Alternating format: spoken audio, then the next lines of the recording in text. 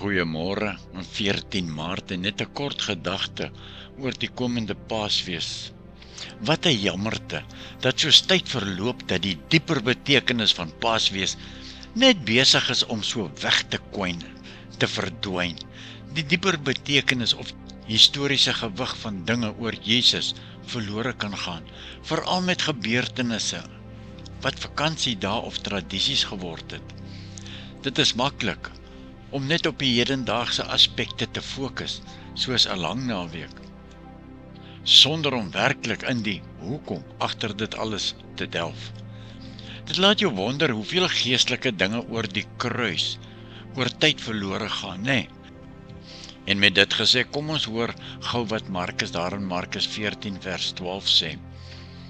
Ja, Jesus het noukeurig voorberei vir die Pasga-maaltyd, wetende dat dit sy laaste sou wees, voordat hy die uiteindelike Pasga-lam word. Daar die Pasga-lam, ja, waar jy hoor, hulle sê, hardloop bok, hardloop, as hulle die bok die woestyn injaag. Markus 14 vers 12 hoor ons, op die eerste dag van die fees van ongesuurde brode, toe dit gebruiklik was om die Pasga te slag, het Jesus se disippels hom gevra, waar wil u hê, moet ons gaan en vir u die Pasga voorberei? Die voorbereidings vir hierdie Pasga lei direk na die laaste avondmaal, waar Jesus die heilige nagmaal instel.